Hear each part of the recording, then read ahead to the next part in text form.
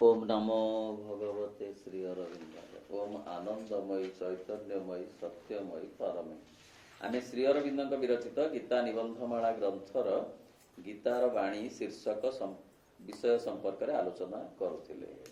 आज से संपर्क में अधिक किसी आलोचना करिबा।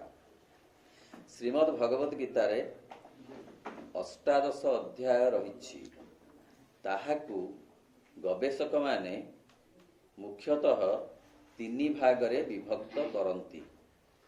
प्रथम 6 अध्याय, द्वितीय 6 अध्याय आ तृतीय 6 अध्याय। प्रथम 6 अध्याय रे कुहा जाइछि अर्जुन को बा समग्र मानव जाति को जे से किए, अर्थ अर्जुन किए। द्वितीय 6 अध्याय रे कुहा जाइछि भगवान किए। तृतीय 6 अध्याय रे कुहा जाइछि भगवान को पाइबा केमिति। प्रथम अध्याय रे श्री कृष्ण अर्जुन को कहउछंती हे अर्जुन तमे किए। द्वितीय 6 अध्याय रे कहउछंती हे अर्जुन मु किए। तृतीय 6 अध्याय रे कहउछंती तमे मते केमिति पाइबो। ए तृतीय 6 अध्याय रे तीन गुणर कथा अछि, तीन श्रद्धार कथा अछि, तीन दानर कथा अछि, तीन प्रकार यज्ञर कथा अछि। अर्थात किए को बाटरे भगवान को पाइब। ए तीन बाट होउची सत्व रज तम। सात्विक श्रद्धा, राजसिक श्रद्धा, तामसिक श्रद्धा। सात्विक दान, राजसिक दान, तामसिक दान। सात्विक यज्ञ, राजसिक यज्ञ, तामसिक यज्ञ। ये तीन प्रकार कथा कुहा जाइछि जे बाट तीन मार्ग भगवत प्राप्ति पाए। श्री अरविंद एठी कहउछंती जे मनुष्य तार स्वाभाविक सत्तारे प्रकृति सृष्ट एक सात्विक, राजसिक और तामसिक प्राणी। प्रकृति ये तीन प्रकार गुण तैयारी करिछि। तेणु प्रत्येक प्राणी बा पृथ्वी रे जेते प्राणी अछंती से तीन भागरे विभक्त। प्रकृति दत्त ए गुण गुड़िक मध्य जेउठी प्रधान आकार धारण करे ताहारी विधान अनुसार से ताहार जीवन और कर्मधारा परिचालित करे। तादर जहार जो गुणटा टिके अधिक आमे ताकू सात्विक लोक बोली कहिलु। जहार सत्व गुण टिके अधिक, जहार राजसिक गुण अधिक ताकू रजगुणी लोक बोली कहिलु। तार सात्विकता भी अछि। जे तामसिक गुण अधिक ताकू तामसिक गुण विशिष्ट प्राणी बोली आमे कहलु। ता अर्थ तार सात्विकता भी अछि किंतु परसेंटेज कम। सबु मिसेइले 100 हबो। काहार केते तेणु सेई अनुसारे काहार धर 60 20 काहार 70 15 एमिति खाली 15 बोल नै म कहउची। जोटा जहार अधिक अछि ताकू सेई प्रकारर प्राणी बोली करी कहा जाय। एथुरा आमे बुझी पारिलु जे प्रत्येक प्राणी अपूर्ण ना साधु सन्यासी हाँ से माने केते उच्च स्तरर सत्ता मात्र तथापि संपूर्ण होई नाहंती। से हेई पारंती चतुर्दशीर जन्म किंतु पूर्णिमार जन्म नुहंती। जेते बेले अन्य माने किए पंचमीर जन्म, किए द्वितीयर जन्म साधारण, किए अष्टमीर जन्म, किंतु से जो लोक मान प्रकृत रे साधना करूचंती सेमाने चतुर्दशीर जन्म बोली कि आमे कहिले भूल हबो नाही। तेणु सेमाने कोन सत्य रे उच्च चेतना रे नाहंती, मात्र पूर्णता पाई नाहंती। कारण तांक भितरे मध्य कि टिके टिके ना किछि ना किछि अछि जहा एजावत पूर्णता प्राप्त होई नाही। जेते बेले ସେମାନେ ତ୍ରିଗୁଣାତୀତ ହୋଇଯିବେ, ସେତେବେଳେ ପୂର୍ଣ୍ଣତା ଆସିବ। ଆଉ ଟିକିଏ ନାକୁ ଅପୂର୍ଣ୍ଣତା ଅଛି, ସେ ପୂର୍ଣ୍ଣ ହେଇଗଲେ ସେମାନେ ପୂର୍ଣ୍ଣିମାର ଜହ୍ନ ହୋଇଯିବେ। ତାହାର ତାମସିକ ଜଡୋପାସିକ ଇନ୍ଦ୍ରିୟ ପରାୟଣ ମନ ଜଡତା ଭୟ ଓ ଅଜ୍ଞତାର ବଶବର୍ତ୍ତୀ। ଯୋଉ ପ୍ରକୃତରେ ଯୋଉ ତାମସିକତା ଆମ ପ୍ରତ୍ୟେକ ଲୋକଙ୍କ ଭିତରେ ଅଛି, ସାତ୍ವಿକତା, ରାଜସିକତା, ତାମସିକତା। ତାମସିକତାର ଲକ୍ଷଣ କଣ ନା ଜଡତା। ହଁ ଥାଉ, ହଁ କି କରିବ, ହଁ କଣ ହବ, ଭୟ ଆଉ ଅଜ୍ଞତା, ଅଜ୍ଞାନତା, ମୁଁ ଭାବଟା ବେଶୀ। ଅଜ୍ଞାନତା ଅର୍ଥ ମୁଁ ଭାବ। ଯାହାର ମୁଁ ଭାବ ଯେତେ ବେଶୀ ତାର ଅଜ୍ଞାନତା ସେତେ ବେଶୀ। ଯାହାର ଅଜ୍ଞାନତା ଅଧିକ ସେ ହଉଛି ଯାହାକୁ ଆମେ କହୁଛୁ ଯେ ଜଡ଼ ବା ତାମସିକ ବ୍ୟକ୍ତି ବିଶେଷ। ଏହା ଆଂଶିକ ଭାବରେ ତାହାର ପରିବେଷ୍ଟନୀର ବଶ୍ୟତା ସ୍ୱୀକାର କରେ ଓ କାମନା ବାସନାର ଆକସ୍ମିକ ଆବେଗର ଅଧୀନ ହୁଏ। ସେ ତାର ପରିବେଶର ବଶ୍ୟତା ସ୍ୱୀକାର କରେ, ଆଂଶିକ ଭାବରେ ସେ ପରିବେଶ ଦ୍ୱାରା ପ୍ରଭାବିତ ହୁଏ ଅଳ୍ପ, କିନ୍ତୁ କାମନା ବାସନା ଦ୍ୱାରା ପ୍ରଭାବିତ ହୁଏ ବେଶୀ। କିଏ? ତାମସିକ ଲୋକ। ତାର ପରିବେଶରେ ଟିକେ ଭଲ ଲୋକ ହୁଏତ ଥିଲେ ତା ଦ୍ୱାରା ଟିକେ ପ୍ରଭାବିତ ହେଇପାରନ୍ତି, ମାତ୍ର ତାଙ୍କ ନିଜ କାମନା ବାସନା ତାକୁ ବେଶୀ କବଳିତ କରେ। ଉଦାହରଣ କିଏ ଯଦି କହିଲେ ନାଇଁ ଏ କଥାଟା ଭଲ ନୁହେଁ, ତାଙ୍କୁ ସେ ହଁ ହାଁ ମାଇଲେ, ନାଇଁ କାହାର କାହିଁକି ନେଇଯିବ ତୁମେ, ତୁମର ତ ଏତିକି ଜାଣିଛ ତୁମେ, ହଁ ନାଇଁ ଠିକ ଠିକ, କିନ୍ତୁ ଆସିଲେ ପୁଣି ସେମିତି ମାପ ଚୁପ ବେଳେ ପୁଣି ସିଆଡ଼ିକି ଖୁଣ୍ଟଟି ବାଡ଼େଇଲେ, ଠିକ ବାଡ଼େଇଲେ ସିଆଡ଼େ। ଶୁଣିଥିଲେ, ହଁ କହିଥିଲେ ଏଇଟା ଭଲ କଥା ନୁହେଁ ବୋଲି, କିନ୍ତୁ ସେଇ ସେ ଯୋଉ କାମଟି କଲେ, ସେଇ ଯୋଉ କାମନା ବାସନାର ଅଧିକ ବଶବର୍ତ୍ତୀ ହୋଇ, ଅଥବା ତାର ଚିରାଚରିତ ଜଡ଼ ବୁଦ୍ଧିର ନିର୍ଦ୍ଦେଶକୁ କର୍ତ୍ତବ୍ୟ କର୍ମର ଧାରା ରୂପେ ପାଳନ କରିବା ଯୋଗେ ସେ ନିଜର ନିରାପତ୍ତା ରକ୍ଷା କରେ। ତାର କାମଟା କଣ ନା ତା ନିଜର ନିରାପତ୍ତା ରକ୍ଷା କରିବା ପାଇଁ ସେ ଏଇ ଅଜ୍ଞତାକୁ ବେଶୀ ପ୍ରକାଶ କରେ, ବେଶୀ ବେଶୀ ଯନ୍ତ୍ରଣା ଦିଏ ଅନ୍ୟକୁ, ତାକୁ ନିଜକୁ ସେ ସୁରକ୍ଷିତ କରି ରଖିବା ପାଇଁ। ସାଧାରଣ କଥା, ସେ ଅନ୍ୟକୁ ଯନ୍ତ୍ରଣା ଦିଏ ଫଳରେ ଅନ୍ୟକୁ ଡରେଇ ଥରେଇ ରଖିବ, ତା ଉପରକୁ ଆଉ କିଛି କଷ୍ଟ ପଡ଼ିବ ନାହିଁ ଭାବିକିରି ନିଜକୁ ସୁରକ୍ଷିତ କରି ରଖିବା ପାଇଁ ସେ ଜଡ଼ତାର ଶିକାର ହୁଏ, ଅଜ୍ଞତାର ଶିକାର ହୁଏ ଏବଂ ତାମସିକତାର ଶିକାର ହୁଏ।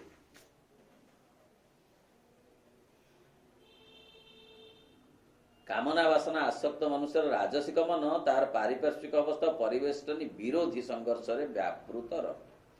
ସେ ରାଜସିକତା ଯାହା ଭିତରେ ଅଛି ସିଏ କଣ କରେ ନା ତାର ରାଜସିକ ମନ ଯାହାର ଅଛି ସିଏ ତାର ପରିବେଶ ବିରୁଦ୍ଧରେ ସଂଘର୍ଷରେ ବ୍ୟାପୃତ, ସିଏ ସବୁବେଳେ ସଂଗ୍ରାମ କରେ। ଅର୍ଥ ସବୁବେଳେ ସେ ଚାହେଁ ଯେ ଅନ୍ୟ ସହିତ ତୁଳନା କରିବ, ଅନ୍ୟକୁ ଟପି ଯିବ, ଅନ୍ୟଠାରୁ ବଡ଼ ହବ, ଅନ୍ୟଠାରୁ ଅଧିକ ପାଇବ। ସେ ସବୁବେଳେ ଖାଲି ଗୋଟେ ଥାଏ, ଗୋଟେ ରେସ୍ କରିବାର ମନୋବୃତ୍ତିରେ ଥାଏ। ପ୍ରତିଯୋଗିତା ତାର ପ୍ରବଳ। ସେ ଯୋଉ ଯଦି ଶୁଣିଲା ଯେ ଏକ୍ସ ଗୋଟେ ଲଟେରୀ ପାଇ ଯାଇଛି, ଚାଲିଲା କୋଉଠି ଲଟେରୀ ଟିକଟ ମିଳୁଛି, ଖୋଜିଲା ଖୋଜିଲା ଖୋଜିଲା କୋଉଠି ଗୋଟେ ମିଳୁଛି। ସିଏ ଯଦି ପାଇଲା ତାହେଲେ ମୁଁ ଏମିତି ସେ ଗୋଟାଏ ଲଟେରୀ ଟିକଟ କିଣିକିରି ପାଇଲା, ମୁଁ ଏକାଥରକେ 3ଟା କିଣିବି, କିଛି ନହେଲେ 2ଟା ତ ହେଇଯିବ, ବାଜିଯିବ। ତେଣୁ ରାଜସିକତା ସବୁବେଳେ ଚାହେଁ ଟପି ଯିବାକୁ ଅନ୍ୟକୁ, ବଳେଇ ଯିବାକୁ ଅନ୍ୟକୁ, ସବୁଥିରେ, ଯଶରେ ଧନରେ, ସର୍ବଦା ନବକଳ୍ପିତ ବିଷୟ ରାଜି ଅଧିକାର କରିବାକୁ ଚେଷ୍ଟା କରେ। आदेश करने युद्ध करने जय करने सृष्टि करने ध्वंस करने आत्मसात करने प्रयास हुए। ये राजसिकतार लक्षण। केते चमत्कार भाव में गोटी गोटी कहले कहले एक कौन कहले ना से नुआ नुआ कथा सबू चाहे आयत्त करने आउ कौन करे ना सब आदेश करने चाहे अन्य को। किछि लोक खाली अन्य को आदेश करती या करो ता करो ता करो ता करो आदेश कर। आउ कौन ना युद्ध करने संग्राम करने चाहे कोर्ट कचेरी हो कि हाथाहाथी हो संग्राम करने को भारी इच्छा। जय करने संग्राम कला बेले से केते बेले भावेनी जे काले फेल हो जी परा से जाने जे तारटा पाइबार नाही तथापि से संग्राम करे निश्चय मिलिबा बोली करी भाबी करी संग्राम करुଥାଏ। सृष्टि करने को हाँ कौन गोटे करदेव कौन गोटे करिवो तैयारी करिवो। राजसिकता सब ध्वंस करे ता नुहे सृष्टि भी किछि करे। राजसिकतार मन न आसिले किछि क्रिएटिविटी आसीबनी जे जड़ हो जीव मनीष।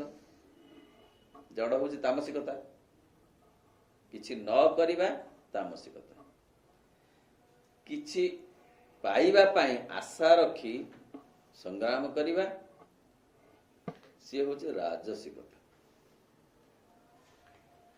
ध्वंस भी करने से ध्वंस भी करे राजसिकता। आत्मसात करने को प्रयासी हुए। सबुठ बड़ जिनस हूँ पजेसिंग नेचर तार काहाठू कौन हासिल करी काहाकू सरू जाल रे पकेबी काहाकू मोटा जाल रे पकेबी काहाकू को भाग्य रे मनस्तत्व को स्टडी करी सी भारी जाले रे पकई पारे आ से जाले रे पकई तार जो लाभटा सी हासिल कर दे पारिबो। ये राजसिकता काहाकू प्रशंसा काहाकू काहा आगे निंदा काहाकू किभली भाव रे व्यवहार काहाकू किभली भाव रे कथा इच्छा थाऊ कि न थाऊ जड़े बंधु आसंतु बोली जदि कौन सी कारण से बंधु आसिले बा डका हेले कि अपूर्व बोली नाची गलानी। आज कौन पश्चिम दिगरु सूर्य आहा केड़े भाग्य केते जुगर तपस्या मु करथिली एभली बंधु दर्शन कली भितरे टिके आग्रह नथिबो तेणु विचित्र प्रकार चेतना मनीष भितर अच्छी खाली ताकू दूररू थाई लक्ष्य कले जानी हबो। माँ कहउछंदी तमे जदि थर 3-4 जन लोक समान भाव में चली समान गति रे ताहले अन्य मानक गति को तुमे जानी पारिबो ना। तमे जदि टिके दूरे ही जीव ताहले अन्य मानक गति को जानी पारिबो। अर्थात तमे जदि टिके आलूफ रही जीव ताहले जानी पारिबो जे ए कथार ताको चुपुड़ी देले किछि नाही उडाक खाली फेण उडाक पुणी सत्यर आंतरिकता की मध्य जानी पारिबो। आत्मसात कर यह सर्वदा सफलता और विफलता हर्ष और शोक परमानंद और नैराश्य प्रवृत्ति उभय अनुभूति सह स्पर्श लाभ कर आगे चले से सफलता भी पाए विफलता भी पाए कि राजसिक। किंतु प्रत्येक व्यापार रे जे कौन नियम पालन करथिया बळे प्रत्ययमान हेउथिले मध्य प्रकृत राजसिक मन केवल निम्नतर सत्ता और अहमिकार विधान अनुसरण करे। से राजसिकता सब से अहम रे भरी ही थाए ता लाभ ता सुविधा से सब खोजु थाए करू थाए ता कामुटी सैया कौन कले मो सुविधाटी हम कौन कले मते लाभ मिलिबो यही व्यवस्था रे थाए। ତାହାର ଆସୁରିକ ଓ ରାକ୍ଷସୀ ପ୍ରକୃତି ଜନିତ ଅସ୍ଥିର ଅଶାନ୍ତ ଆତ୍ମନାଶକାରୀ ଓ ସର୍ବନାଶକାରୀ ମନର ବିଧାନ ଅନୁସରଣ କରେ। ତା ଭିତରେ ନିମ୍ନତର ସତ୍ତା ମାନେ ଅଧିକ ଥାଆନ୍ତି। ଆଉ ସେ ଯୋଉ ରାକ୍ଷସୀ ପ୍ରକୃତି ତାର ଥାଏ, ସେ ରାକ୍ଷସ କଣ କି? ଯିଏ ଖାଲି ନିଏ ସିଏ ରାକ୍ଷସ, ଯିଏ ଖାଲି ଦିଏ ସେ ଦେବତା, ଯିଏ ନିଏ ଆଉ ଦିଏ ସିଏ ମଣିଷ। କିଛି ନିଏ ଆଉ କିଛି ଦିଏ, ପ୍ରକୃତ ମଣିଷର ଡେଫିନେସନ। କିଛି ଦବ ଆଉ ବିନିମୟରେ କିଛି ଚାହିଁବ। ଏଇ ପର୍ବଟାରେ ଯଦି ଏଇ ପିଠାଟା ଦେଇଥିବି, ତାହେଲେ ଆର ପର୍ବ ବେଳକୁ ତାଙ୍କର ସେ ପିଠା ମତେ ମିଳିବ। ତେଣୁ ଦେଉଛି। ତେଣୁ ଏଇ ଯୋଉ ଦବା ନବାର ସିଷ୍ଟମଟା ମଣିଷର ଅଛି। ଭଗବାନ ଖାଲି ଦିଅନ୍ତି, କିଛି ନିଅନ୍ତି ନାହିଁ।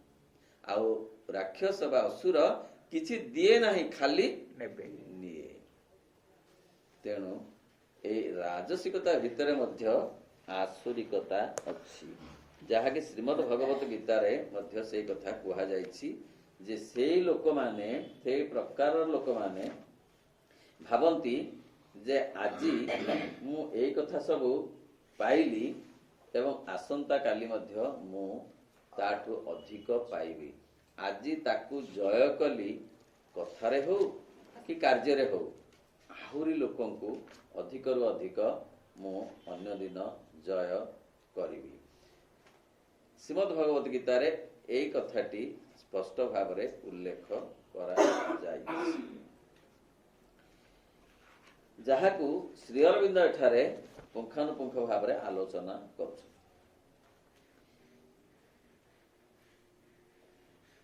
ଏବଂ ବୁଝିପାରେ ଯେ କାମନା ବାସନା ଓ ଅହଂର ବିଧାନ ଅପେକ୍ଷା ସାତ୍ବିକ ବିଚାର ବୁଦ୍ଧି ସମ୍ପନ୍ନ ବ୍ୟକ୍ତି ବର୍ତ୍ତମାନ ଆସିଲା। ତାମସିକ ଗଲା, ରାଜସିକ ଗଲା, ସାତ୍ବିକ ବିଚାର ବ୍ୟକ୍ତି ଏଇ ଅବସ୍ଥାକୁ ଆଂଶିକ ଭାବରେ ଅତିକ୍ରମ କରେ। ଲୋଭ, କ୍ରୋଧ, ଈର୍ଷା, ଠକାମି, ଛଳନା ଟିକେ ଅତିକ୍ରମ ସେ କରେ ଏବଂ ବୁଝିପାରେ ଯେ କାମନା ବାସନା ଓ ଅହଂର ବିଧାନ ଅପେକ୍ଷା ଉତ୍କୃଷ୍ଟତର ବିଧାନ ଅନୁସରଣୀୟ। ସେ ଆଉ କିଛି ଅଧିକ କଥା ଅଛି, ଆଉ କିଛି ଅଧିକ ସୁଭାଷିତ କଥା ଅଛି, ସୁରଙ୍ଗର କଥା ଅଛି, ଆଉ କିଛି ଅଲଗା କଥା ଅଛି ଜୀବନରେ ପାଇବା ପାଇଁ ବୋଲି ସାତ୍ବିକ ପ୍ରକୃତିର ଲୋକ ବୁଝିପାରେ। କେବଳ ଧନ, ଯଶ, କ୍ଷମତା ଏଇଗୁଡ଼ିକ ଅପେକ୍ଷା ଆଉ କିଛି ଉତ୍କୃଷ୍ଟତର କଥା ଅଛି, ଏଇ କଥା ଯିଏ ବୁଝେ ତା ଭିତରେ ସାତ୍ବିକ ଗୁଣ ଅଛି ବୋଲିକିରି ଜାଣିବାକୁ ହବ।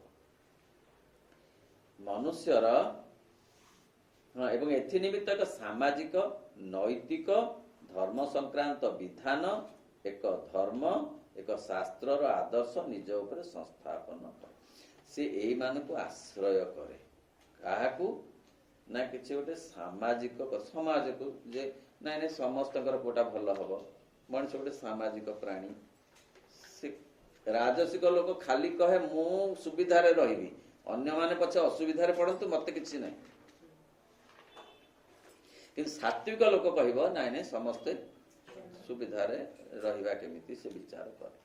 ତାର ନୈତିକତା ଥାଏ, ଯାହା ରାଜସିକ ଲୋକ ପାଖରେ କମ୍ ଆଉ ତାମସିକ ଲୋକ ପାଖରେ ପ୍ରାୟତଃ ନାହିଁ। ଧର୍ମ ସଂକ୍ରାନ୍ତ ବିଧାନ, କିଛି ତାର ବିଧାନ ଅଛି, ବିଧି ବିଧାନ, ସେ ଟିକେ ଧାର୍ମିକ। ଧର୍ମ କହିଲେ ଆମେ ଏଇ ମାନବିକ ଧର୍ମ କଥା ବୁଝିବା, ତା ଭିତରେ ଟିକେ ମାନବିକତା ଥାଏ। ଏକ ଧର୍ମ, ସେଇ ମାନବିକ, ଏକ ଶାସ୍ତ୍ରର ଆଦର୍ଶ। ସେ କୌଣସି ଗୋଟେ ଶାସ୍ତ୍ରକୁ ଅନୁସରଣ କରେ, ଶାସ୍ତ୍ର ପଢେ, ଶାସ୍ତ୍ର ଶୁଣେ, ଶାସ୍ତ୍ରରେ ଯାହା ଲେଖା ହେଇଛି ସେ କଥାକୁ ଟିକେ ପ୍ରୟୋଗ କରିବାକୁ ଚେଷ୍ଟା କରେ। ଶାସ୍ତ୍ର ହଉଛି କଣ ନା କୁହାଯାଇଛି, ଶାସ୍ତ୍ର ହଉଛି ଗୋଟେ ଆଖି ସ୍ୱରୂପ, ଯୋଉଥିରେ ମଣିଷ ଦେଖେ। ଯାହାର ଶାସ୍ତ୍ର ଜ୍ଞାନ ନାହିଁ କି ଶାସ୍ତ୍ର ଅଧ୍ୟୟନ କରିବାର, ଶୁଣିବାର ଆଗ୍ରହ ନାହିଁ ବୋଲି ତାର ଆଖି ନାହିଁ ବୋଲି ବୁଝିବାକୁ ହବ। ତେଣୁ ଶାସ୍ତ୍ର ଅନୁସାରେ ଯୋଉ ଶାସ୍ତ୍ର ସେ ହଉ, से किछि सेई बाटरे चले। आमर जेते जेते आगुरु चलणी थिला सब शास्त्रानुमोदित केतेकांशरे थिला। भागवतरु पदे पदे लोक उच्चारण करी निज कथा को साब्यस्त करुथिले एवं मानिकिरी मध्य निजे चलुथिले, अन्य को चलिबा पाई मध्य को सेमाने उपदेश दउथिले।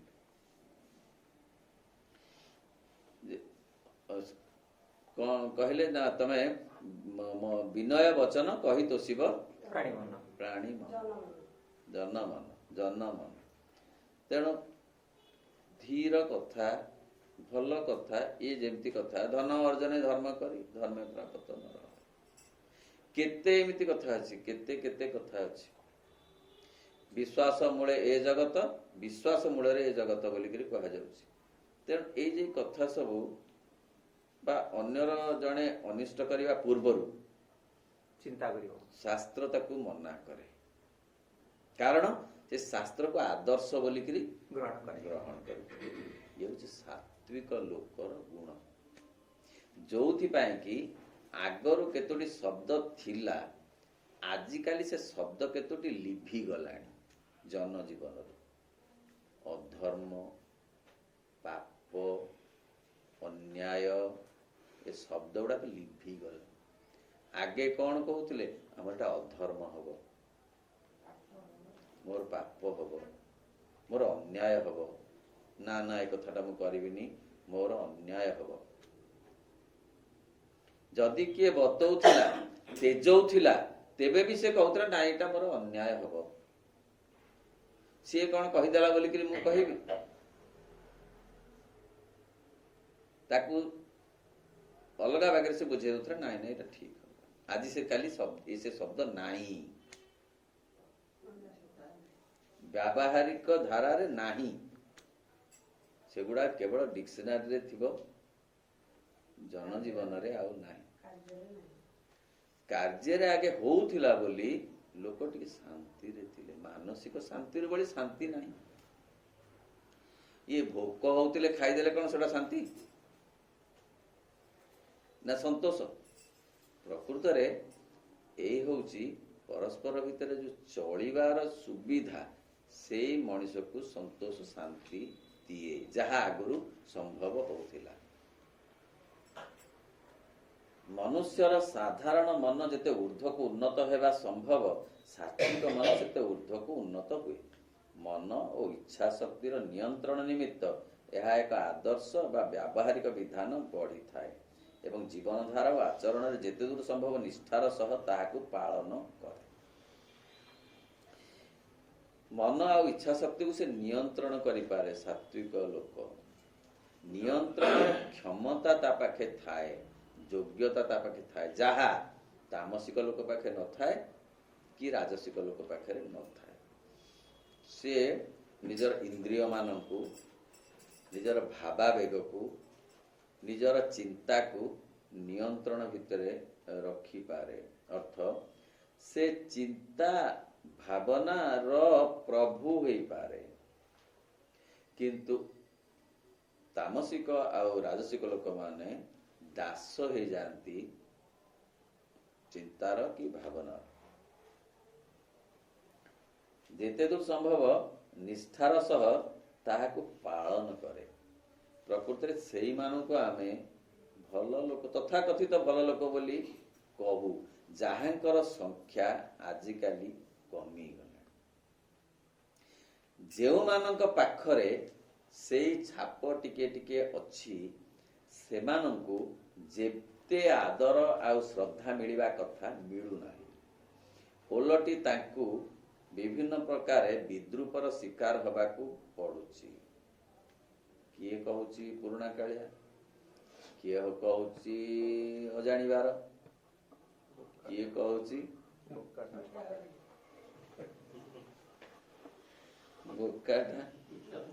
हाँ हाँ, यही परी कही तार जहा टिके सात्विकता थिला बढ़ी बढ़ी था तार डंक मोड़ी। विशेष करी जो माने युव शक्ति सी ये कथा को जमा सह्य करने को प्रस्तुत नुहंती।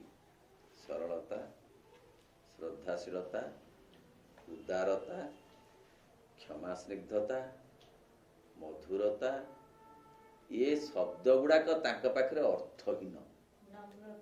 ନମ୍ରତା, ନୈତିକତା, ଏସବୁ ଅର୍ଥହୀନ। ଅର୍ଥହୀନ ମାନେ ତାଙ୍କର ବିଚିତ୍ର ଚିନ୍ତାଧାରାରେ ଯାହା ଟିକେ ଫୁଟନ୍ତା ଏ ଗୁଣ ସବୁ ସେଗୁଡା ଦବି ଯାଉଛି। ଘରେ ଦବି ଯାଉଛି, ବାହାରେ ଦବି ଯାଉଛି। ଦବି ଦବି ସେ ଦବି ଗଲାଣି ଯେ ତାକୁ ଭିଡିଲେ ମଧ୍ୟ ସେ ଆଉ ଉଠି ପାରୁନାହିଁ। ସେଇଆ ହେଇଛି ବର୍ତ୍ତମାନର ସ୍ଥିତି। ନା, ସ୍ୱାମୀ ବିବେକାନନ୍ଦ ସେ କଥାଟି 100ରୁ ଅଧିକ ବର୍ଷ ତଳେ କହିଥିଲେ। କହିଲେ ପାଶ୍ଚାତ୍ୟ ଶିକ୍ଷାର ପ୍ରଭାବରେ ପିଲାଟିଏ ବିଦ୍ୟାଳୟକୁ ଯାଇ ଶିଖୁଛି ଯେ ତାର ପିତା ଜଣେ ମୂର୍ଖ, ତାର ପିତାମହ ଜଣେ ପାଗଳ, ଆଉ ତାର ଧର୍ମଶାସ୍ତ୍ର ସବୁ ମିଛ ଗଳ୍ପରେ ପରିପୂର୍ଣ୍ଣ। ମୁଁ କହୁନି, ସ୍ୱାମୀ ବିବେକାନନ୍ଦ ଏଇ କଥାଟା ଭାରତବର୍ଷ ପାଇଁକି କହିଥିଲେ 100ରୁ ଅଧିକ ବର୍ଷ ତଳେ। ପାଶ୍ଚାତ୍ୟ ଶିକ୍ଷା ଯେବେଠୁ ପଶିଲା ଆଉ ଦାବିଲା ପ୍ରାଚ୍ୟ ଶିକ୍ଷାକୁ, ସେଦିନ ଠାରୁ ପିଲାଟିକୁ ଶିଖିବାକୁ ହେଲା ଯେ ତାର ପିତା ଜଣେ ମୂର୍ଖ। କାରଣ ସେ ଇନଷ୍ଟାଗ୍ରାମ କରିପାରୁନାହାନ୍ତି, କାରଣ ସେ ଫେସବୁକ୍ ବ୍ୟବହାର କରିପାରୁନାହାନ୍ତି, ତେଣୁ ସେ ଜଣେ ମୂର୍ଖ। ଆଉ ପିତାମହ ତ ଛାଡ଼, ସିଏ ତ ପାଗଳ। ଯଦି ନାତି କି ନାତୁଣୀର ସାଙ୍ଗଟିଏ ଆସିଛି, ସେ କଥାବାର୍ତ୍ତାରେ ମଜିକି ଅଛନ୍ତି, ପିତାମହ ପଚାରିଦେଲେ କିଏ ଆସିଛି ବୋଲି, ସେ ଯଦି ଯାଇକି ଟିକେ ତାଙ୍କୁ ନମସ୍କାର ହବ ବୋଲି ବାହାରିଲା ବେଳକୁ ସାଙ୍ଗ ଭିଡିକି ରଖୁଛି, ରହ ପାଗଳଟା କଥା କାହିଁ ଶୁଣୁଛୁ, ବସୁନି କାହିଁକି, ଏ ପାଗଳ ସେମିତି ହାଉ ହାଉ ହଉଥାନ୍ତୁ। ଭୁଲ ନା ଠିକ? ଏ କଥା କଣ ଆଗରୁ ଥିଲା? ଆଗରୁ ନଥିଲା। ବଡ ମଣିଷକୁ ନ ପଚାରି କୁଆଡେ ଯାଇ ହଉନଥିଲା କି ଆସି ହଉନଥିଲା।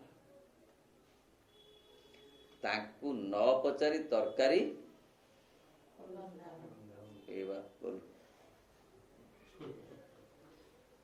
ଠିକ ନା ଭୁଲ? ସେ ଯାହା ସେ କହିବେ। ଆଜି କଣ ହବ, ତାଙ୍କ ପାଖରେ ପୁଣି ଚାବି କାଠି, ମାନେ ସତ ଚାବି ନୁହଁ, ମିଛ ଚାବି, କିନ୍ତୁ ମିଛ ଚାବି ମଧ୍ୟ କାର୍ଯ୍ୟକାରୀ ବେଶୀ। ସେ ନ ଜାଣି କହିଦେଲେ ମଧ୍ୟ ଠିକ ହବ, ଆଉ ବାଧ୍ୟ ଉପାୟ ନାହିଁ। ସେ ସମୟର କଥା ବଦଳିଗଲା, କାରଣ ତା ଉପରେ ଅତ୍ୟାଚାର ହେଲା, ସେଇ ଯୋଉ ମାନସିକତା ଉପରେ ଅତ୍ୟାଚାର ହେଲା, ତେଣୁ ତାହା ଦୂରେଇ ଯିବାକୁ ବାଧ୍ୟ ହେଲା। ସେଇଥିପାଇଁ ଗୋଟେ ସାତ୍ବିକତା, ପ୍ରାଚ୍ୟ ଚେତନାର ସାତ୍ବିକତା, ଅନ୍ୟକୁ ପ୍ରଣାମ କରିବା। ବୟସ୍କ ଲୋକକୁ ସେ ପାଠ ପଢି ନଥାନ୍ତୁ, କଥା କହି ଜାଣୁ ନଥାନ୍ତୁ, ଅକ୍ଷର ଚିହ୍ନି ନଥାନ୍ତୁ, ତାଙ୍କୁ ନାତିଟିଏ ହେଲେ ଜ୍ଞାନୀ ହଉ, ଯେଡେ ପାଠୁଆ ହଉ, ଚାକିରି ପାଉ, ସେ ପ୍ରଣାମ କରୁଥିଲେ। କାହିଁକି? ଭାରତବର୍ଷ ହାଲୋ ହାୟ ହ୍ୟାଣ୍ଡସେକ୍ ଏଗୁଡାକ ନଥିଲା। କାହିଁକି ପ୍ରଣାମ କରୁଥିଲା? ନା ସେ ପୃଥିବୀକୁ ଆମ ଆଗରୁ ଆସିଛନ୍ତି। ପୃଥିବୀ ସମ୍ପର୍କରେ, ଜୀବନ ସମ୍ପର୍କରେ ତାଙ୍କର ଅଭିଜ୍ଞତା ଆମଠୁ ଅଧିକ, ତେଣୁ ଆମେ ତାଙ୍କୁ ସମ୍ମାନ ଜଣାଉଛୁ, ସମ୍ମାନର ଚିହ୍ନ ଆମେ ତାଙ୍କୁ ପ୍ରଣାମ କରୁଛୁ କି ଆଶୀର୍ବାଦ ଭିକ୍ଷା କରୁଛୁ। ଏଇଟା ଚାଲିଗଲା। ତାକୁ ଗୋଟେ ପ୍ରଣାମ କରୁ, ତାଙ୍କ ଗୋଡରେ କେତେ ମଇଳା, ତାଙ୍କୁ ଚପଲ ପିନ୍ଧି ଆସୁନି, ଦେଢେଇକିରି ପିନ୍ଧୁଛନ୍ତି, ତାଙ୍କୁ କଣ ପ୍ରଣାମ କରିବ? ସେଇ ମହିଳା ଗୋଡରେ ଭଲ କାମ ଦଉଥିଲା। ସାତ୍ବିକ ବ୍ୟକ୍ତି ଏକ ନୈର୍ବ୍ୟକ୍ତିକ ସାମାଜିକ ନୈତିକ ବା ଧାର୍ମିକ ଆଦର୍ଶ ରୂପେ ଧର୍ମ ଉଦ୍ଦେଶ୍ୟରେ ହିଁ ଧର୍ମକୁ ପାଳନ କରେ, ଯେହେତୁ ଏହା ପ୍ରଧାନତଃ ନ୍ୟାଯ୍ୟ ଓ କର୍ତ୍ତବ୍ୟ କର୍ମ ରୂପେ ନିସ୍ୱାର୍ଥ ଭାବରେ ପାଳନୀୟ। ସାତ୍ବିକ ବ୍ୟକ୍ତି ଏତେ ବ୍ୟକ୍ତିକୈନ୍ଦ୍ରିକ ନୁହେଁ, ଏତେ ଆତ୍ମକୈନ୍ଦ୍ରିକ ନୁହେଁ, ଟିକେ ନୈର୍ବ୍ୟକ୍ତିକ, ଟିକେ ସୂକ୍ଷ୍ମ ଚେତନାର ଅଧିକାରୀ। ନା ନା ଏଇଟା ମୁଁ ନେବି ନାହିଁ, ଏଇଟା ମୋର ନୁହେଁ, ବା ଏଇଟା ପାଇବାର ଅଧିକାର ମୋର ନାହିଁ, ଏଇ ଯୋଉ କଥା ଟିକେ ନୈର୍ବ୍ୟକ୍ତିକ ହବା ଦରକାର। ଆଉ ସାମାଜିକ ପ୍ରକୃତରେ ସେତେବେଳେ ସମାଜ ଭଲ ଥିଲା, ଜଣେ ଅସୁବିଧାରେ ପଡ଼ିଲେ 5 ଜଣ ସାହାଯ୍ୟ ବି କରୁଥିଲେ, ନିଃସ୍ୱାର୍ଥପର ଭାବରେ କରୁଥିଲେ। ଧାର୍ମିକ ଆଦର୍ଶ ବି କିଛି ଥିଲା, ଧାର୍ମିକ ଆଦର୍ଶ, ତାଙ୍କ ଭିତରେ କିଛି ମାନବିକ ମୂଲ୍ୟବୋଧ ଥିଲା। ନାଇଁ ଆଉ ଆଜିକାଲି ସେମିତି ନାହିଁ, ସିଏ ଯାହା ଅଛି ସେ କିଛି ନୁହେଁ, ସେ ସମୁଦ୍ରକୁ ଶଙ୍ଖେ ଅଛି, ସମୁଦ୍ରକୁ ଯଦି ଶଙ୍ଖେ ଭଲ ମିଠା ପାଣି ଦେଲେ ଯାହା ଅବସ୍ଥା ସେମିତି କିଛି ନାହିଁ। ତା ଭିତରେ ଗୋଟେ କଣ ଥିବ, ଚକ୍ରାନ୍ତଟେ ଥିବ, କଣ ରାଜନୀତି ଗୋଟେ କଣ ଥିବ। ରାଜନୀତି ଗୁଡାକ ପଶିଲା ଫଳରେ ଏ ସବୁ ଗୁଡାକ ନଷ୍ଟ ହେଇଗଲା। ଆଗେ ସେଗୁଡା ଏତେ ପଶି ନଥିଲା। କିଛି ଲୋକ ଥିଲେ ଯୋଉମାନେ କି ପ୍ରକୃତରେ ଜୀବନକୁ ବଞ୍ଚିବାର କଳା ଶିଖିଥିଲେ। ସେମାନେ ପାଠ ପଢିଥାନ୍ତୁ କି ନ ପଢିଥାନ୍ତୁ, ତାଙ୍କର ଗୋଟେ ମନ ବୋଲି ଗୋଟେ କଥା ଥିଲା। ଅନ୍ୟର ଦୁଃଖ ଦୁର୍ଦ୍ଦଶାରେ ତାଙ୍କ ମନଟା ବ୍ୟଥା ହଉଥିଲା। ବର୍ତ୍ତମାନ ସେ କଥାଟା ନାହିଁ, ବିଭିନ୍ନ କାରଣରୁ ନାହିଁ, ତାହା ସତ୍ୟ, ବିଭିନ୍ନ କାରଣରୁ ନାହିଁ। ସେତେବେଳେ ସେ କାରଣ ଗୁଡାକ ଏତେ ନଥିଲା। ଆଉ ଟିକେ କହିଲେ ବୁଝି ହବ। ବର୍ତ୍ତମାନ ଯଦି ଟିକେ ଉଦାରତା ପ୍ରକାଶ କରିବେ କି ଟିକେ ଉଦାର ହେବେ, ଅସୁବିଧାରେ ପଡିବେ। ସେତେବେଳେ ଉଦାର ହେଲେ ଅସୁବିଧାରେ ଏତେ ପଡିବାକୁ ହଉନଥିଲା। ଉଦାହରଣ, ଚାଳକୁ ଚାଳ ବାନ୍ଧି ଘର କରିଛନ୍ତି, ଜଣେ ସାହି ପଡ଼ିଶାରେ କଷ୍ଟ ରାତି ଅଧରେ ଚିତ୍କାର କରୁଛି, ବ୍ୟସ୍ତ ଦେହ। ଆଉ ଜଣଙ୍କର ସୁବିଧା ଅଛି, ତାକୁ ସେ କୌଣସି ପ୍ରକାର ଡାକ୍ତରଖାନା ଟିକେ ନେଇଗଲା। ଡାକ୍ତରଖାନା ନେଇକି ତାର ବିଶେଷ କିଛି ଉପକାର ହୁଏତ ହେଲା ନାହିଁ ସେ ରୋଗୀଟିର, ତାହେଲେ ଗାଳି ଖାଇଲା ଯିଏ ନେଲା। କାହିଁକିନା ସିଏ ତାକୁ ନେଲା, ତାଙ୍କର କଣ ସଲା ସୂତ୍ର ଥିବ ସେ ଡାକ୍ତର ସାଙ୍ଗରେ, ସେ ସେଥିପାଇଁ ତାକୁ ନେଲା। ନହେଲେ ସେଇଠି କାହିଁ ନେଲା?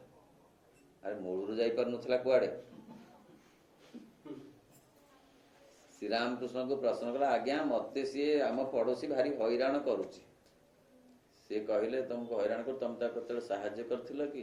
ନା ଆଜ୍ଞା, ସେଇଥିପାଇଁ ସେ ହଇରାଣ କରୁଛି। ଶ୍ରୀରାମକୃଷ୍ଣ କେବେ ଭୁଲ କଥା କହିବେନି। ଏଇ ଯୋଉ କଥା ଗୁଡାକ ଆଗରୁ ଏତେ ନଥିଲା। ଆଗରୁ ଲୋକ କହୁଥିଲେ ଆମ ଭାଗ୍ୟରେ ନାହିଁ। ସିଏ କଣ କରିବେ? ସେ ତ କେତେ ସାହାଯ୍ୟ କଲେ, କେତେ ସରଳତାରେ, ହଁ ସେ କେତେ ସାହାଯ୍ୟ କଲେ। ଆସିଲେ ଆମ ଘରକୁ ଆସି ଆମେ ତାଙ୍କୁ ଡାକିଲୁ, ସେ ଆସି ପହଞ୍ଚିଲେ, ନେଲେ ଆମ ରୋଗୀଟିକୁ ନେଲେ ଡାକ୍ତର। ନା ଆମ ଭାଗ୍ୟରେ ନାହିଁ। ଏବେ କହିବା କଥା ଯେ ସେ ନେଲାରୁ ଆମର ତ ଟିକେ ଲେମ୍ବୁ ପାଣି ପିଇ ଦେଇଥିଲେ ଗ୍ୟାସ ଭଲ ହେଇଯାଇଥାନ୍ତା।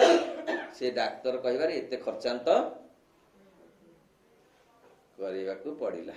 କାରଣ ଡାକ୍ତର ନାନାଦି କଥା କହିବାର, ଇୟା କର, ତା କର, ତା କର, ତା କର, ପରୀକ୍ଷା ଆମକୁ ଗୋଟେ ଖର୍ଚ୍ଚାନ୍ତ କରେଇ ଦେଲେ।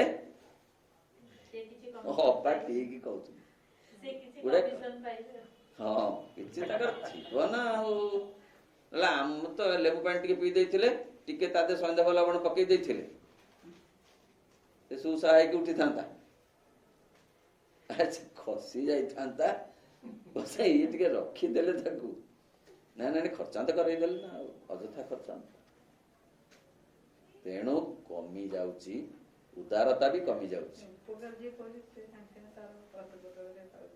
ତେଣୁ ସେ କମି ଯାଉଛି, ସାତ୍ବିକତା ବି କମି ଯାଉଛି ନ୍ୟାଚୁରାଲି। ଧର୍ମକୁ ପାଳନ କରି, ଯେହେତୁ ଏହା ପ୍ରଧାନତଃ ନ୍ୟାଯ୍ୟ କର୍ତ୍ତବ୍ୟ ରୂପେ ନିଃସ୍ୱାର୍ଥ ଭାବରେ ପାଳନୀୟ।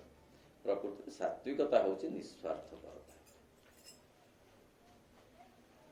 ସେଥିରେ କିଛି ସ୍ୱାର୍ଥ ନଥିବ। ପ୍ରକୃତରେ ଏହି ସବୁ କର୍ମର ପ୍ରକୃତ ସତ୍ୟ ଅପେକ୍ଷାକୃତ ଅଳ୍ପ ଅଂଶରେ ବାହ୍ୟ ମାନସିକ, ଅପେକ୍ଷାକୃତ ଅଧିକ ଅଂଶରେ ଆଭ୍ୟନ୍ତରୀଣ ଓ ଅଧ୍ୟାତ୍ମ। এই ସାତ୍ବିକତାଟା ହଉଛି ଏକ ଭିତର କଥା, ଆତ୍ମାର କଥା, ଚେତନାର କଥା। ଏ ବାହାର କଥା ଏତେ ନୁହେଁ, ସେ ଭିତରୁ ଆସିବ।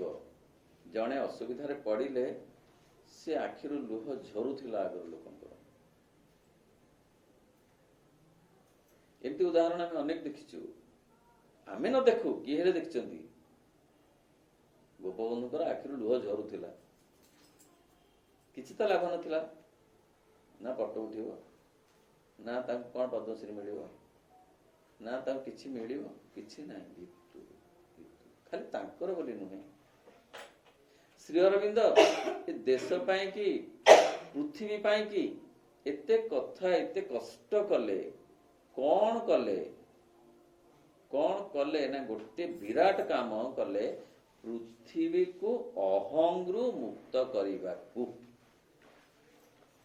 ଗୋଟିଏ କାମ, ଏଡେ ବଡ କାମ, ଛୋଟିଆ ବି ଲାଗୁଛି ଆମକୁ। ପୃଥିବୀକୁ ଅହଂରୁ ମୁକ୍ତ କରିବା। ପ୍ରଥମେ ଦେଶକୁ ବିଦେଶୀ ଶାସନରୁ ମୁକ୍ତ କରିବାକୁ ଲଢିଲେ। ସେତେବେଳେ ଶ୍ରୀକୃଷ୍ଣ ତାଙ୍କୁ କହିଲେ ଜେଲରେ ଯେ ମୁଁ ତତେ ଏ କାମ ପାଇଁ ଏଠିକି ଆଣି ନାହିଁ, ତତେ ଏଠି ଟ୍ରେନିଂ ଦବାକୁ ଆଣିଛି, ଆଉ କହିବାକୁ ଆଣିଛି ନିରୋଳାରେ, କାରଣ ତତେ ନିରୋଳାରେ ମୁଁ ପାଉ ନାହିଁ। ଶ୍ରୀକୃଷ୍ଣ କହିଲେ ତତେ ମୁଁ ନିରୋଳାରେ ପାଉନାହିଁ, କାରଣ ତୁ ସବୁବେଳେ ବ୍ୟସ୍ତ ରହିଲୁ। ତତେ ମୁଁ ଆଣିଛି ଏଇ କଥା କହିବା ପାଇଁ ଯେ ତୋ ଦେଶ ସ୍ୱାଧୀନର ଦାୟିତ୍ୱ ମୋର। ତୁ ବିଶ୍ୱକୁ ସ୍ୱାଧୀନ କରିବୁ, ବିଶ୍ୱକୁ ଅହଂର ପ୍ରଭାବରୁ ତୁ ସ୍ୱାଧୀନ କରିବୁ। ଅର୍ଥ ଏ ବିଶ୍ୱକୁ ସ୍ୱର୍ଗରେ ପରିଣତ କରିବୁ, ଏ ଜୀବନକୁ ଦିବ୍ୟ ଜୀବନରେ ପରିଣତ କରିବୁ। କେତେ କଷ୍ଟର କଥା ଭାବିପାରିବା ଆମେ? କାହିଁକି ଶ୍ରୀରାମ କହିଲେ କିଛି ପାଇବାର ନାହିଁ, ମୋର ନିର୍ବାଣ ପାଇବାର ନାହିଁ, ମୋର ମୁକ୍ତି ପାଇବାର ନାହିଁ, ମୋର କିଛି ପାଇବାର ନାହିଁ। ମୁଁ ସେ ସବୁ କଥା ବହୁତ ଆଗରୁ ପାଇସାରିଛି। କେବଳ ପୃଥିବୀ ପାଇଁ କି ମୁଁ କାମ କରିବାକୁ ଆସିଛି। Renunciation of ego and acceptance of God in life is yoga. Not only in Indian life, in life, universal life is yoga. ମୁଁ ସେଇ କଥାଟା କରିବାକୁ ଆସିଛି। ଏତେ କଷ୍ଟ ତାଙ୍କୁ ପଡ଼ିଲା। ମା ଲେଖୁଛନ୍ତି କେତେ କଠୋର ସଂଗ୍ରାମ କରିଛ, କେତେ ସଂଘର୍ଷ କରିଛ ଆମ ପାଇଁ। ଆମେ କଣ ଦବୁ? କୃତଜ୍ଞତା ବ୍ୟତୀତ ଆଉ କିଛି ବି ଦେଇପାରିବୁ ନାହିଁ। ତୁମ ପାଖରେ ଆମେ ଚିରଦିନ ପାଇଁ ଋଣୀ। ଏତେ ବେଶୀ ବିରୋଧୀ ଶକ୍ତି ବିରୋଧ କଲା ଯେ ତାଙ୍କ ଗୋଡ଼ ଭାଙ୍ଗି ଦେବା ପର୍ଯ୍ୟନ୍ତ କଥା ଗଲା। ତେଣୁ କେତେ ବଡ଼ କାମ ସେ କଲେ, ବିନିମୟରେ କଣ ତାଙ୍କର ପାଇବାର ଥିଲା? କିଛି ତ ପାଇବାର ନଥିଲା। କେଡେ କେଡେ ଲୋକ ଅତୀତରେ କେତେ କେତେ କାମ କରିଛନ୍ତି ଦେଶ ପାଇଁ, ପ୍ରାଣ ବଳି ଦେଇଛନ୍ତି, ହସି ହସି ପାଶି କୁଣ୍ଠରେ ଝୁଲୁଛନ୍ତି, ହସି ହସିକିରି। କିଛି ତ ପାଇବାର ନଥିଲା। ସେଇ ହଉଛି ଅସଲ କଥା, ଯେ ସେମାନେ ଆଭ୍ୟନ୍ତରୀଣ ଅଧ୍ୟାତ୍ମ ଭିତରେ ସେମାନେ ବଞ୍ଚନ୍ତି, ବାହାରେ ନୁହେଁ। ତାମସିକ ଲୋକ, ରାଜସିକ ଲୋକ ବାହାରେ ବଞ୍ଚନ୍ତି ଅଧିକ, ଭିତରେ ବଞ୍ଚନ୍ତି କମ। ସାତ୍ବିକ ଲୋକ ଭିତରେ ବଞ୍ଚନ୍ତି ବେଶୀ, ବାହାରେ ବଞ୍ଚନ୍ତି କମ।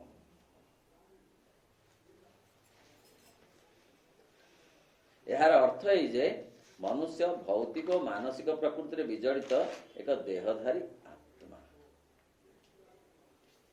ଏବଂ ଏହି ପ୍ରକୃତି ମଧ୍ୟରେ ସେ ନିଜର ବିକାଶ ନିମିତ୍ତ ତାର ଆନ୍ତର ଧର୍ମ ଦ୍ୱାରା ନିର୍ଦ୍ଧାରିତ ଏକ କ୍ରମୋନ୍ନତି ମୂଳକ ବିଧାନ ଅନୁସରଣ। ଏଇ ଯୋଉ ତିନି ପ୍ରକୃତିର କଥା କୁହାଗଲା, ପୁଣି ବିଶେଷ କରି ସାତ୍ବିକ ପ୍ରକୃତିର କଥା କୁହାଗଲା, ଏହାର ମର୍ମ ହଉଛି କଣ ନା ମନୁଷ୍ୟ ଗୋଟିଏ ଆତ୍ମିକ ପ୍ରାଣୀ, ଗୋଟେ ଆତ୍ମା ବିଶିଷ୍ଟ ପ୍ରାଣୀ। तार आत्मा चाहे अग्रगति करने चेतनारे बा चैत्य सत्ता आम जहाँ कही पारिबा से चाहे जे अग्रगति करिवो सात्विक कथा को आश्रय करी अग्रगति करने को चाहे एपरिक तामसिक कथा को तामसिक गुण को मध्य से आश्रय करी सीढ़ी करी मध्य से उठिबा को चाहे राजसिक कथा को मध्य से सीढ़ी करी उठिबा को चाहे ये तीन गुण केही कहार विरोधी नुहंती एठी राजसिकता लोकर बेसी तेणु से लोकटा खराब छी नाई नाई ए लोकटी तामसिक गुण विशिष्ट तेणु ताकू धिक्कार कर नाई से सेई बाट देकिरी आसीबा पाई की उद्दिष्ट कारण तामसिकता मध्य तांकरी गुण कार भगवान के गुण वंचकर द्यूत क्रीड़ा मु बोलिकी निजे कहिले श्रीकृष्ण 10म अध्याय रे विभूति जोगरे जिए कहिथिले मु होउची भार्गव मु वृष्णिवंशे वासुदेव मु शस्त्री रे दाशरथी सेई पुणी कहिले जे मु वंचकर द्यूत क्रीड़ा मु ठकर हेला बुझीगला तेणु सेई सबू किछि रे अछंती कारण सेई बाट देई तांकु नबाकु हबो सेई कोन दुर्योधन रूप रे आविर्भूत नुहंती सेई कोन अर्जुन नुहंती तांको ठार कोन आउ अलग अलग भगवान कोन ईमान को सृष्टि करछंती तो लीला तांकर प्रकृत असल अर्थ होउची आत्मार विकास पाई किए केउ बाटरे जीव भिन्न कथा किंतु जीवनर लक्ष्य आत्मार विकास ता छड़ा अन्य गति नाही एवं सात्विक गुण द्वारा से विकास त्वरान्वित हुए अन्यत्र गीता निबंधमाला ग्रंथ रे कहा जाइछि जे तामसिक गुण र भवितव्य राजसिक गुण रे परिणत हबा एवं राजसिक गुण र भवितव्य सात्विक गुण रे प्रकाश परिवेशित हबा सात्विक गुण र भवितव्य त्रिगुणात्मक ए तीन कथा जाक वाटर टाइट कंपार्टमेंट नुहंती मात्र ए टिके टिके टिके टिके फाइनर हे जिबे बड़ चालन रे चला हबो किछि खदड़ा रही जीवो पुणी आउ थरे चला हबो पुणी सेई एका जिंस सेई एका मनिष आस्ते आस्ते आस्ते आस्ते फाइन रु फाइनर हे जीव तेणु अंधार रु आलो आड़कू से जीव अंधार को स्टेपिंग स्टोन करी आलो आड़कू जीव जीए अधिक टिके आलोकर निकटवर्ती होइछंती सेमाने दिने अंधार बाट देई आसीछंती कारण अंधार रु ही आलोक को बाट पड़ी अछि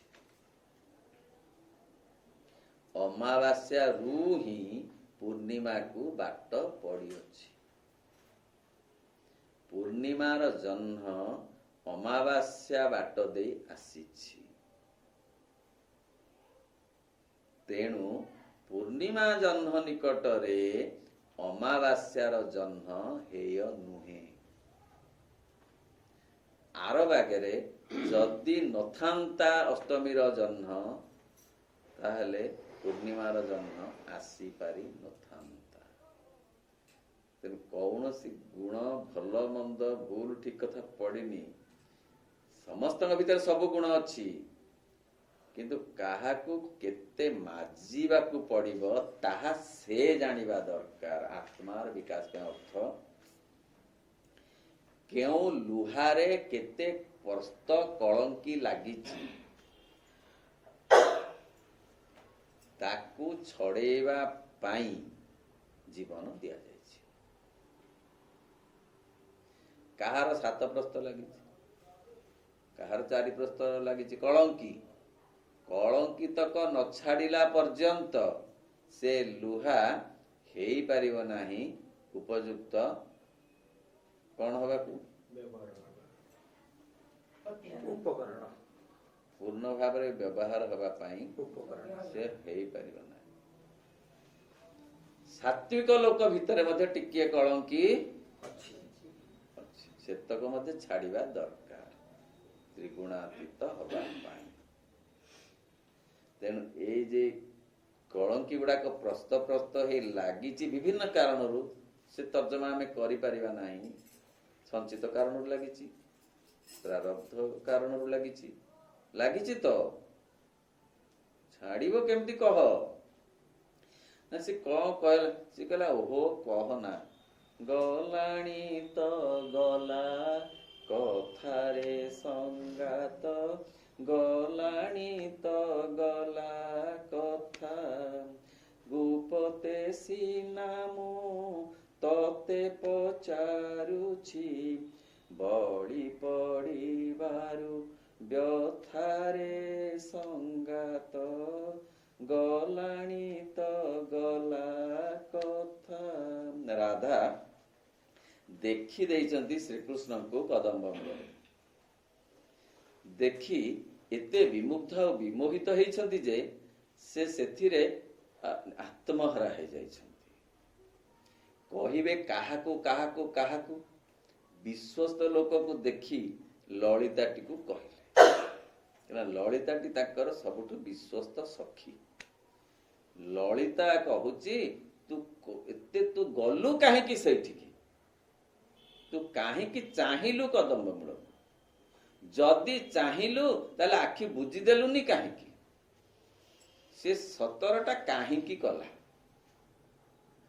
ତୁ କିଏ ସିଏ କିଏ, ତୁ କଣ ତାକୁ ପାଇବୁ, କାହିଁକି ବୃଥା ଚେଷ୍ଟା କରୁଛୁ, ଖର୍ବ ହୋଇ ସୁରତରୁ କୁସୁମ ବାଞ୍ଛିଲୁ, ତୁ ଏଡ଼ିକି ବାମନ, ତୁ ଯାଇକି ସ୍ୱର୍ଗର ପାରିଜାତ ଫୁଲ ତୋଳିବାକୁ ହାତ ବଢେଇଲୁ, ହାତ ଏତେ ବିନ୍ଧି କଟକଟ ହଉଛି, କଣ କାହିଁ ବଢେଇଲୁ ହାତ। ରାଧା କହୁଛନ୍ତି ଗଲାଣି ତ ଗଲା କଥା, ଛାଡେ ସେ କଥା ଛାଡେ, ମତେ ସେ କଥା କହ ନା, ମତେ କହ ଯେ ମତେ ମଇଲ ମତେ ହମ ଗୋଡ ଖସି ଖେଦ ହେବାର ଦରଦ, ଯିବାର ଉପାୟ କହ। ଗୋଡ ତ ଖସି ଯାଇଛି, ମଗଜ ତ ହେଇଯାଇଛି, ଫୁଲି ତ ଯାଇଛି, କାହିଁ ଗୋଡ ଖସିଲା, କାହିଁ ଗୋଡ ଖସିଲା, କାହିଁ ସେଠିକି ଯାଇଥିଲୁ, କାହିଁ ସେଠିକି ଯାଇଥିଲୁ, କଣ ଚଷମା ଲଗେଇ ନଥିଲୁ, କଣ ଚଷମା ଲଗେଇ ନଥିଲୁ, ସେଗୁଡିକୁ ଦେଖି ପାରିଲୁ ନାହିଁ, ଏତେ କଥା ତୁ ଜମାରୁ କହନା, ମଇଲମଟା ଦେ। ସେମିତିକା କାହିଁକି କଳଙ୍କି ଲାଗିଛି ସେ କଥା ଆଉ ପଚାରଣା ନିଜକୁ କି କାହାକୁ, ଛାଡିବାର ବ୍ୟବସ୍ଥା କର। ଜୀବନ ଦିଆଯାଇଛି କଳଙ୍କି ଛଡେଇବା ପାଇଁ। କେମିତି ନା ଭଗବାନଙ୍କ ସହିତ ଯୋଗସୂତ୍ର ରଖିଲେ କଳଙ୍କି ଛାଡ଼ିବ। ଯୋଗସୂତ୍ର କେମିତି ରଖିବ ତାହା ନିଜ ଉପରେ ନିର୍ଭର କରେ। ଯତ ମତ ତତ୍ୱପଥ ନ୍ୟାୟରେ କିଏ ନାମ ଜପି ଜପି ଯୋଗସୂତ୍ର ରଖିବ, କିଏ ଧ୍ୟାନ କରି କରି ଯୋଗସୂତ୍ର ରଖିବ, କିଏ ସମର୍ପଣ କରି କରି ଯୋଗସୂତ୍ର ରଖିବ, କିଏ ଅଭିପ୍ସା କରି କରି ଯୋଗସୂତ୍ର ରଖିବ, କିଏ ପ୍ରତ୍ୟାଖ୍ୟାନ କରି, କିଏ କେମିତି କେମିତି କେମିତି, ସବୁ ଇଣ୍ଟରଲିଙ୍କ୍ଡ ସବୁ, କିଏ କାହାକୁ ଅଧିକ କାହାକୁ କୋଉଟା ଭଲ ଲାଗୁଛି ସେଇ ବାଟରେ ଯାଇ ତାଙ୍କ ସାଙ୍ଗରେ ଯୋଗସୂତ୍ର ରଖି କଳଙ୍କି ଛଡେଇବାକୁ ଆସିଛି। ଯଦି 7 ପ୍ରସ୍ତ କଳଙ୍କିରୁ 3 ପ୍ରସ୍ତ ଛାଡିଗଲା ତାହେଲେ ଜୀବନ ସାର୍ଥକ ହୋଇଗଲା। ଅଣନାତି ହେଲା ବୋଲିକିରି ଜୀବନ ସାର୍ଥକ ଯେତେ ହେଲା ନାହିଁ, କଳଙ୍କି 2 ପ୍ରସ୍ତ ଛାଡିଗଲେ ତାଠୁ ବେଶୀ ସାର୍ଥକ ଜୀବନ ହେଲା। ଓಂ ନମୋ ଭଗବତେ ଶ୍ରୀ ଅରବିନ୍ଦାୟ। ଓಂ ଆନନ୍ଦମୟୀ ଚୈତନ୍ୟମୟୀ ସତ୍ୟମୟୀ ପରମ।